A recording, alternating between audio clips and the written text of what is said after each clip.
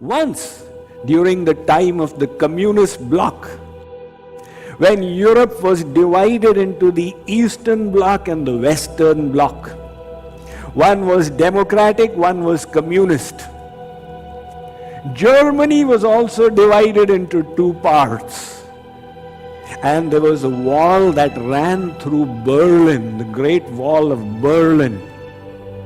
Once the East Germans, to spite the West Germans, they gathered the most filthy garbage into garbage cans and threw a couple of them over the wall. When the West Germans saw this garbage coming from the East Germans, they were extremely annoyed. How dare they? We will outdo them. We'll get even stinkier garbage and throw it over. But then a wise West German said, no, I'll tell you a better way of handling the situation. On his guidance, they washed the cans completely clean, filled it with the most juicy and succulent fruits and vegetables, put a label on it, each gives to the other what they have within themselves, and threw it over. Don't you think that was a wonderful strategy? So, we need to throw the garbage out, and in case you have been crippling your growth and the speed of your journey because of the loser's limp, let me tell you a story.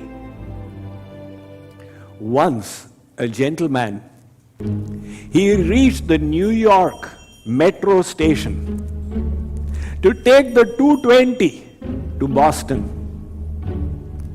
It was 1:35, he had practically 45 minutes at hand. What to do? What do you do in railway stations? There's a weighing machine, take your weight. He stood on the weighing machine and he put a dime inside. The weighing machine did its cling-clong and flashing wonderful lights to make you think that it's doing some wonderful mechanical feats. And then a ticket popped out with the weight and a little future forecast of your destiny. So he read what had come out. The ticket said, your name is Ramesh Srivastav. Your weight is 153 pounds and you are waiting for the 220 to Boston. He said, I can't believe, what in the world is this? Was this the Apple iPhone face recognition? But then where did the database come from? How did this machine figure out?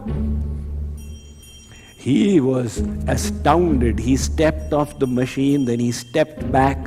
Let me try and confuse it. Again he put a dime in. Again the machine did its cling-clong and then popped out a ticket. He read it. The ticket said, your name is still Ramesh Srivastav. You still weigh 153 pounds and you are still waiting for the 220 to Boston. He said, a miracle is happening right here. Some people say miracles don't happen. I have to check this out. He was carrying a change of dress in his carry-on. He took it to the restroom, he switched his dress, and he changed his tie, etc. For the third time he stepped on to the weighing machine. He put the dime in. Again the cling-clong happened and the ticket came out. He read it.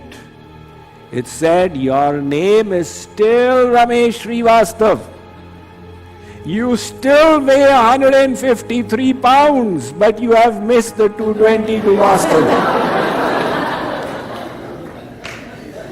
So in case all the excuse making has made you feel you've missed the train of life, there is still hope.